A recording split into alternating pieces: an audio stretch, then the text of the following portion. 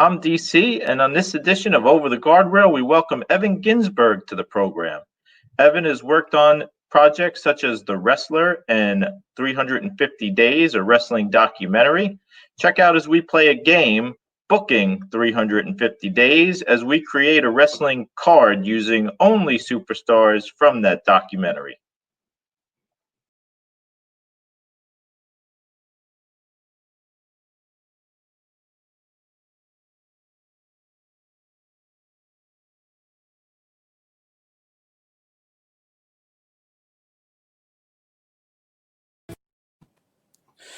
All right.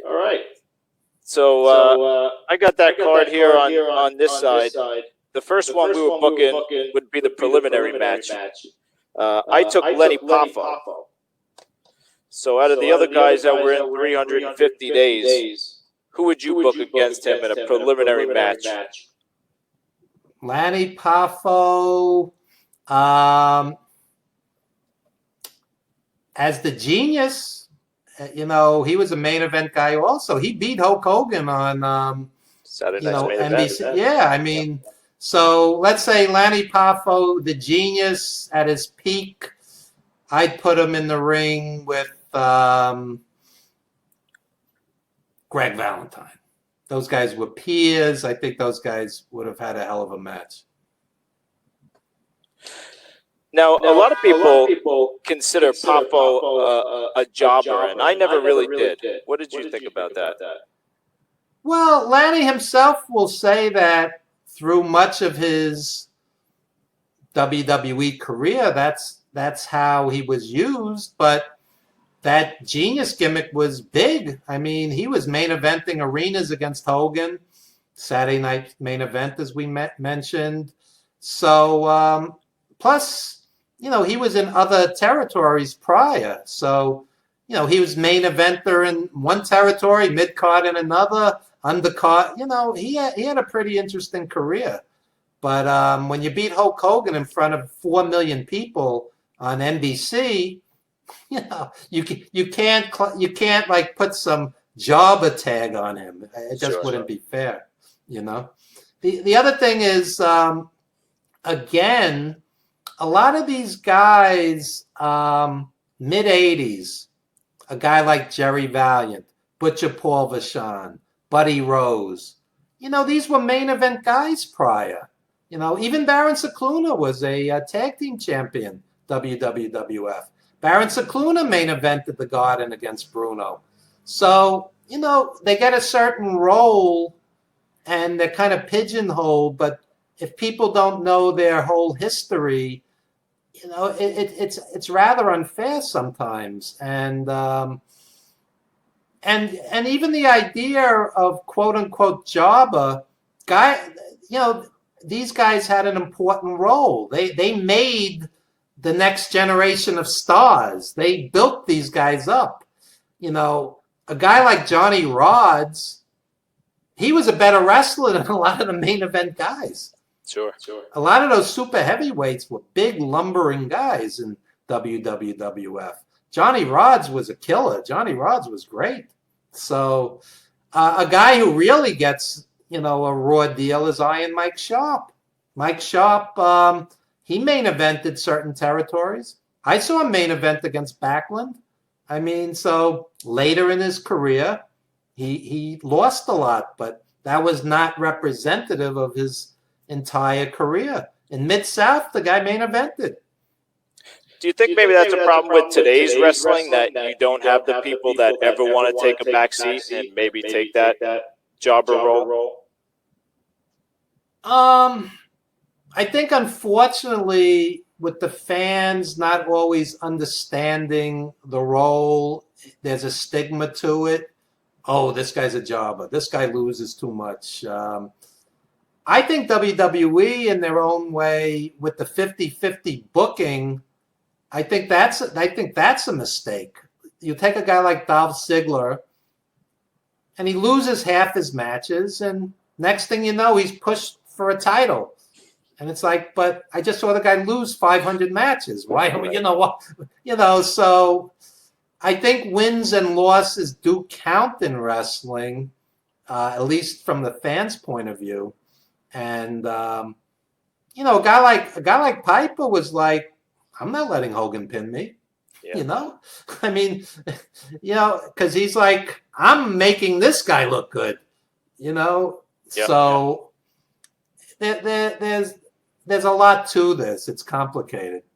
Well, I've heard it said that even guys like Valentine refuse to do jobs sometimes because when you were doing that, you knew you were being misused. Exactly. When Valentine didn't like how he was being used in WCW, Valentine was always a main event guy, and sometimes you just have to protect yourself and walk away if you're not being used right.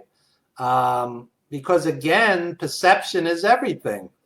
If every time the fans are seeing you, you're losing, then you're not a top guy, even if you're a better performer than many of the top guys. The next match I have us booking is a grudge match, and I picked Abdullah the Butcher to be in that match. Okay, well,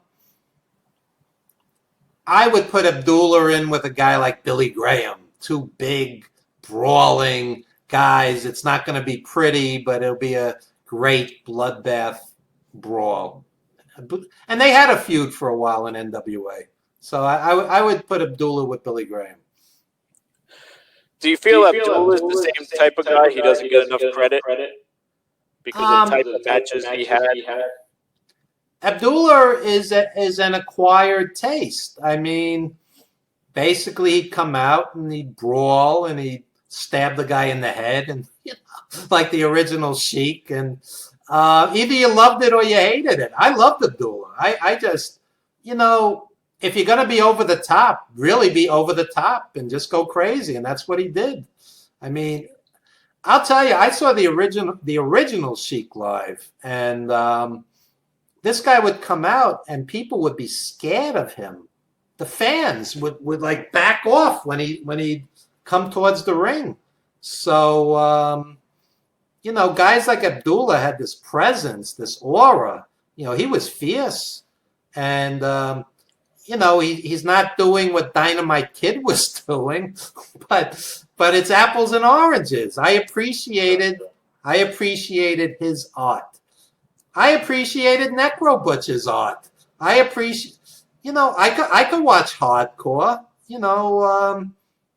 Again, it's an acquired taste. You're gonna like it or you're not. Billy Graham gave great interviews in 350 days. Is that the real Billy Graham that we saw in those interviews? You said you knew him pretty well. Billy Graham is very honest and open. I mean, I think that's part of what sets the fans off. Sometimes he'll say something, and I've gotten a lot of heat over the years. I've been critical of Vince McMahon and the independent contractor thing, and I know fans who say wrestling is my religion, WWE is my religion, Vince is my hero. If you're critical of them, you're going to offend certain people. So Billy Graham is very honest, and sometimes that rubs people the wrong way. But if you're doing a documentary, that's the guy you want, because he's going to pour his heart out. I mean, that's gold. So I don't have a bad word to say about Billy Graham. It's funny.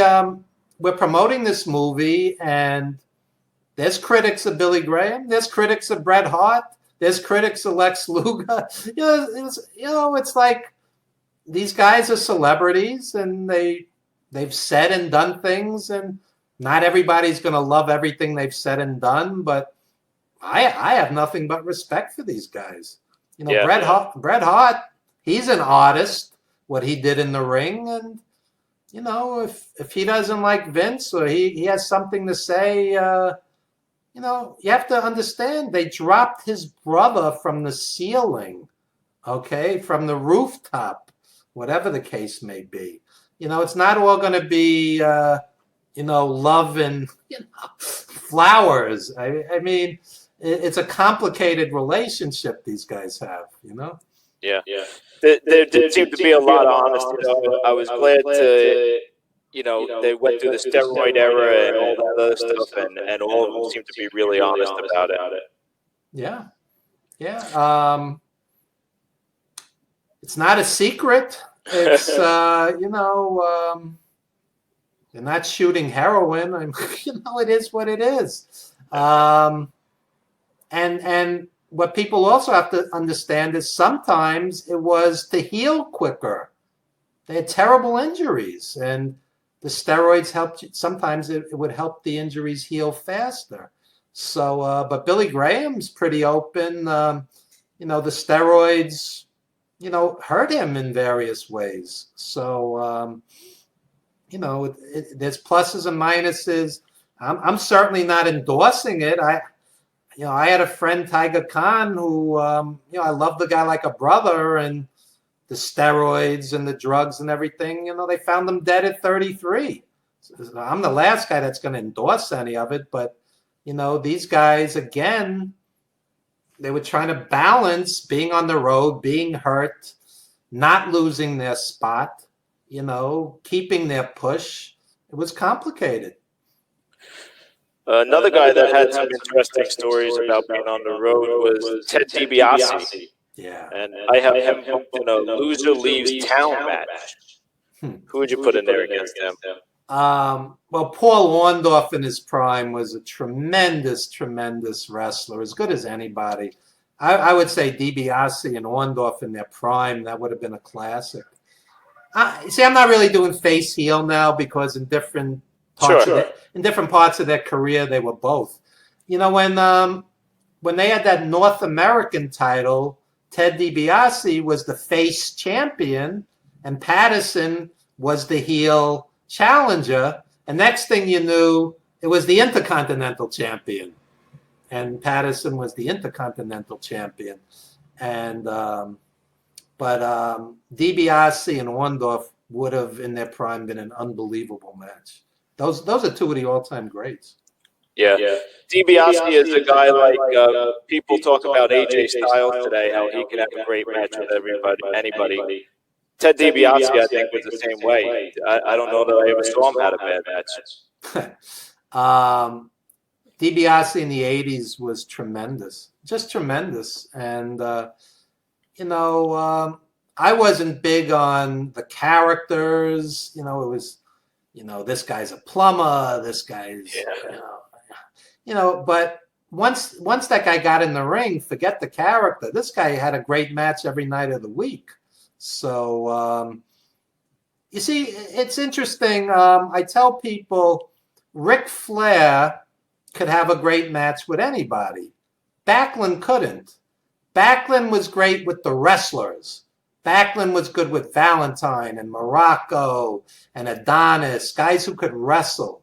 Backlund wasn't good with the big, lumbering super heavyweights. He couldn't carry, a 300-pound, lumbering guy to a great match. Flair could. But Flair, when you put him in, Backlund, when you put him in with a Harley Race or somebody great, this guy had some great matches. I'll tell you. So Backlund was a mixed bag, but on the right night, I'll tell you, I saw him wrestle Adonis 27 minutes at the Nassau Coliseum. It's tremendous, wow. like a clinic. So, Backlund, but you put Backlund in with like a Bulldog Brower or a Jesse Ventura, it wasn't great, So speaking of great, our main event, I booked Bret Hart. Who would you have Bret battle? Bret Hart, out of our cast of characters, maybe a prime Tito Santana. Santana was absolutely great. I think he was underrated. I used to see Hogan would be in a different arena, and Valentine and Santana would headline the Garden. I mean, that's how great Santana was. People forget. And they had a match at the Garden, late 80s. It was Bruno and Tito against Savage and Adonis in a cage. And that was unbelievable. Wow. Just unbelievable. So I look at Santana as a main event guy because I'm from New York and I saw him at the Garden as either a tag champ or an intercontinental champ or a main event guy. So I would say Bret Hart and Tito, or again, Bret Hart and Orndorff would have had a great match. Bret Hart and Dibiase. These are some of the greatest workers ever. I mean, just I think what happens, unfortunately, is the nature of the business. A lot of these guys hang around too long, and it almost tarnishes the legacy, But I went to the Garden basically from 1974 to 1985. And then it felt too circus-like to me with all the characters. And I would go occasionally, but I started going more to the NWA in Philly. And they had the greatest talent base probably in history.